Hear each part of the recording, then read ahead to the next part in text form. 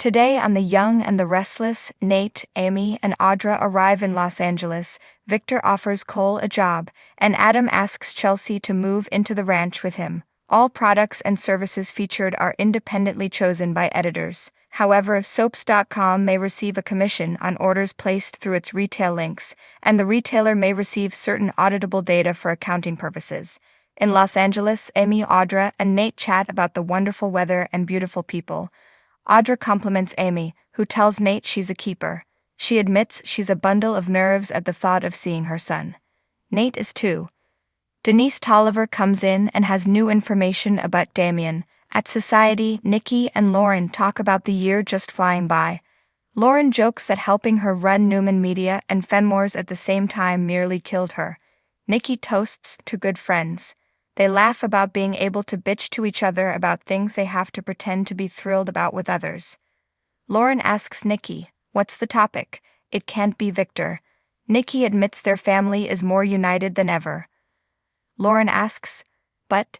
She asks if she's waiting for the other shoe to drop because things are going so great.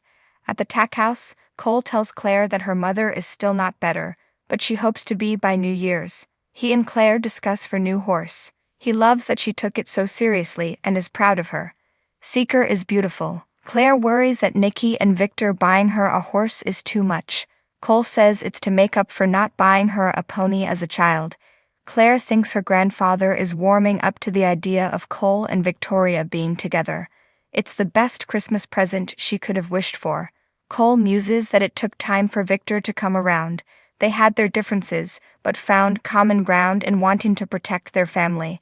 He reflects that he and Victoria are older and hopefully wiser. He hopes Victor and Claire both know he wouldn't hurt her as he did in the past. Cole is sure Victor will protect the family against any and all threats. He'd die for them if it came down to it. Claire agrees. Everything is about putting the Newmans first. Cole has the same level of commitment to her and her mom. Claire has seen that every day since she knew he was her dad. They hug. Adam and Chelsea walk into the ranch with her complaining about Connor not wanting to wear the scarf he got for Christmas. Adam says it's hideous and cute. Victor comes in as Chelsea vows their son will wear it. Adam tells his dad they're there to pick up Connor. Victor says he's at the pond skating rings around the others. He asks Adam for a word alone with Chelsea. Adam takes the scarf from Chelsea and leaves the room. Chelsea isn't sure what Victor's about to say, but she wants to set the record straight. She guesses he thinks she and Adam are in a better place. They are, but it's all for Connor's sake. "There's nothing romantic happening between Adam and me. We're not getting back together." Victor's sorry to hear that. He's told Adam that it would be good for him and Connor for them to reunite their family. Chelsea says it would not be good. They were not stable. Victor blames Sally Spectra. Chelsea reminds him he didn't approve of her before either. Victor's seen her change and come out stronger from her trials. He thinks Adam would benefit from her being back in his life. Chelsea asks, "What do you want?" He wants her back in the Newman family. In Los Angeles, Denise Tolliver tells Nate, Amy, and Audra there's a pattern to Damian's changes of address and employment. All the apartments he's lived in have been owned by the same management company, Dangler. His jobs have all been with Monte Cristo Investments. Audra and Nate wonder if it's corporate housing. Tolliver says it's not. Audra finds it strange he'd make lateral moves all within the same company. Nate thinks he might know why. At Society, Nikki tells Lauren there will be no shoe dropping in 2025. Lauren almost believes her. Nikki says Catherine always reminded her about perspective. Thinking negative thoughts will bring negativity on. She talks about overcoming her challenges to re-embrace success. Lauren says she manifested that with hard work. Nikki admits Adam has taken Newman Media to great heights. Lauren says it's true, but she's surprised to hear her admit that. Nikki tries to give credit where credit is due. Lauren shoots her a look. Nikki says the truth is that Victor offered him their old house, so she's trying to get used to being more civil. Lauren feels there's nothing wrong with that. As long as they have people to lift them up, they'll be okay no matter what life throws at them. At the ranch, Chelsea appreciates Victor's endorsement.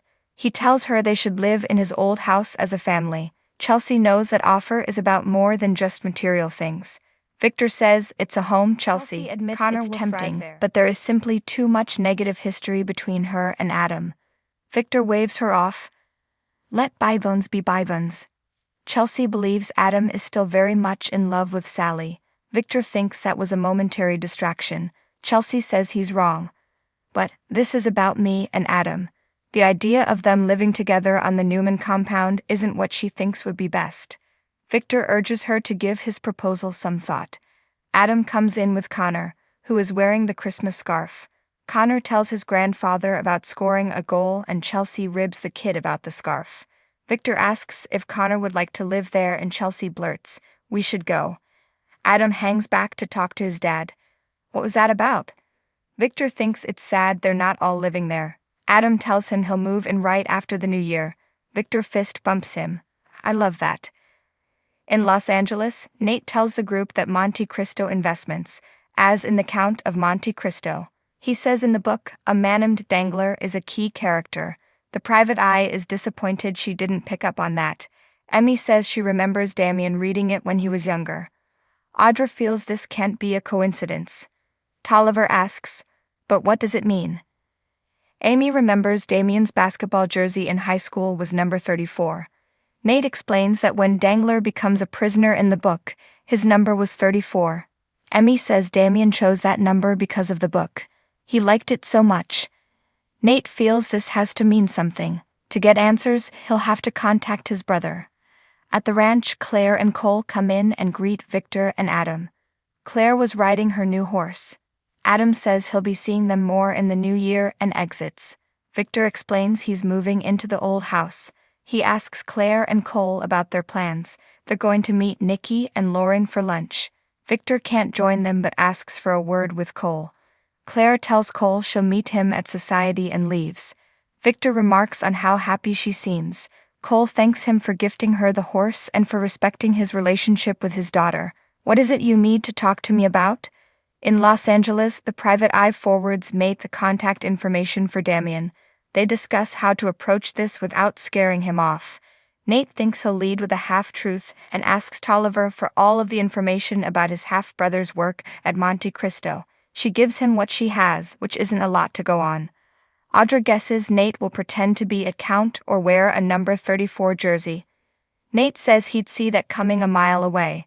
He assures Amy that he'll reach out first, and he has a plan.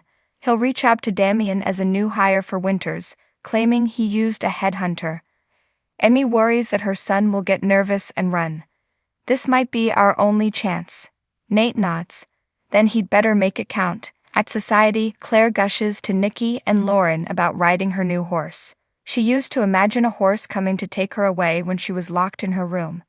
Do you ever feel like life is so good that you want to freeze time? Nikki does. She asks about Cole and Claire says he stayed to speak to Victor. Nikki and Lauren exchange a look. But Claire's grandmother won't give in to negative thoughts. Claire thinks it was something good. At the ranch, Victor tells Cole he's happy he's now part of his family. This means a lot to Cole. Victor asks if he'd like to join Newman Enterprises as well. I would like you to run our publishing division. On Crimson Light's patio, Chelsea and Adam send Connor in for a brownie. Chelsea tells Adam that Victor wants Connor to spend more time at the ranch. He was also direct about the two of them. Adam knows he wants them together as a family. She says that's not up to Victor. I told him it's never going to happen. Adam asks why she keeps fighting this. She's denying that what happened in Baltimore meant something. Chelsea reminds him they agreed it meant nothing. Adam thinks they were lying to themselves. Chelsea says it was not love, it was raw emotion and pain. That's all it was. Adam thinks she looks scared. Chelsea's scared that what happened could happen again. Adam can't keep denying what he's feeling. He guesses she thinks he still loves Sally. She's done with him, so it's a moot point. Chelsea says he's trying to cling on to her and she won't let it happen. Adam denies being conflicted. When he looks in his heart, he only sees them together again. If she looks past the pain and emptiness, she would see the same thing. They don't need to keep punishing themselves by denying themselves what's right. For me, that could mean being with you. Chelsea asks what he wants her to do. Adam says he's moving into the ranch. Come live with me, Chelsea. Let's make a new home for our son. Will you please try again?